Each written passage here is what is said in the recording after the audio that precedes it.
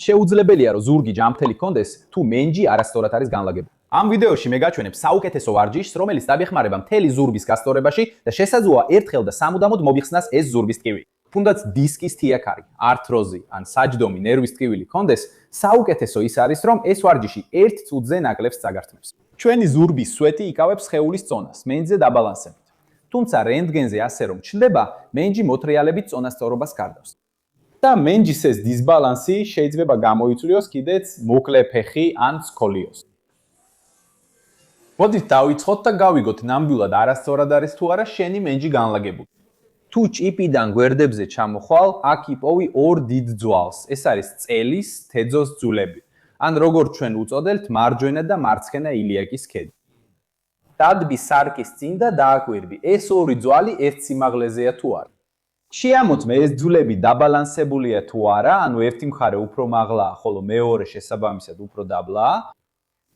თუ ასე გაკეთება გიჭირს, უბრალოდ დაწექი მუცელზე, ფეხები საწოლიდან გადმოწეული ჰქონდეს და სთხოვე ვინმეს, რომ ზემოდან ქვემოთ გადაგიღოს ფოტო ფეხებზე. დააკვირდები, ფეხები ერთ ხაზზეა თუ ერთი ფეხი მეორეზე მოკლეა.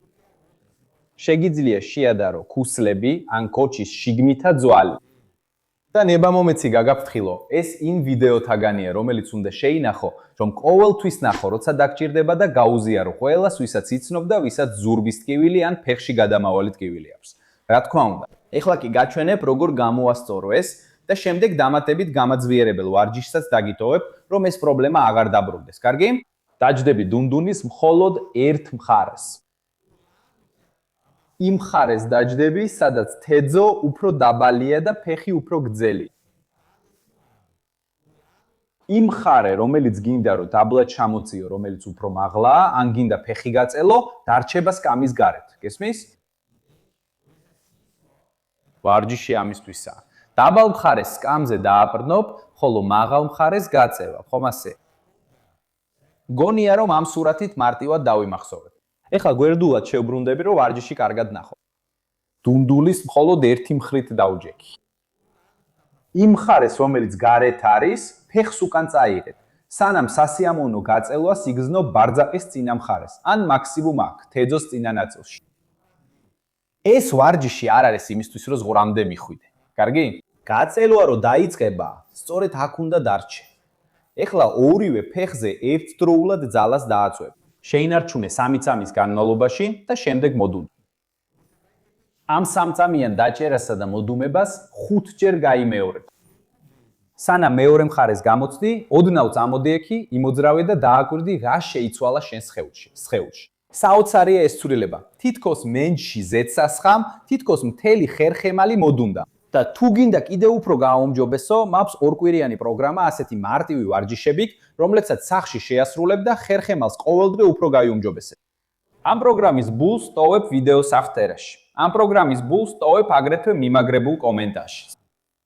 ადამიანების უმეტესობას ეს ვარჯიში მხოლოდ ერთ მხარეს სჭირდება, მაგრამ შეგიძლია სცადო და ნახო რა მოხდება, როცა ვარჯიშს მეორე მხარესაც გააკეთებ. თუ ეს შეგმატეთ შვებას, სიმსუბუქეს და კეთილდრეობას, ესე იგი შენ სხეულს ეს მოძრაობა ორივე მხარეს სჭირდება. ღმერთო ჩემო, რა სირცხვილია. ახლა კი დაგჭირდება ცოცხი ან ჯოხი, რათა გააძლიერო ყველა კუნთი, რომელიც მენჯს აბალანსებს და გეხმარება ხერხემლის შენარჩუნებაში. დააყენე ჯოხის სხეულის ერთ მხარეს, ასწიე ჯოხის მხარეს მყოფი ფეხი და ნელა დაუჩქარებლად, იქამდე სადაც ტკივილს არ იწვევს, წაიღე თეძო ჯოხისგან მოშორებით და შემდეგ დააბრუნე უკან. ეს ვარჯიში აძლიერებს საშუალო დუნდულას, როცა თეძოს აბრუნებ უკან და აძლიერებს დიდ დუნდულას, როცა ის უშლის ხელს ფეხის წონას, რომ სხეული წინ არ წაიღოს. შეასრულებ 3 სერიას თითოეულ მხარეს მაქსიმუმ 15 გამეორებით. თუ ერთ მხარეს გზნობ ტკივილს, ხერხემლის მხარეს, ან ტკივილი ჩადის ერთ-ერთ ფეხში, ნახე ეს ვიდეო, სადაც ვსაუბრობ, რომ შეიძლება იყოს მარჯვენა მხარეს ტკივილი. და ეს ვიდეო, სადაც ვსაუბრობ, რომ შეიძლება იყოს მარცხენა მხარეს ტკივილი. აქ შევჩერდები, დიდი მოკითხვა და მომავალ შეხვედრამდე.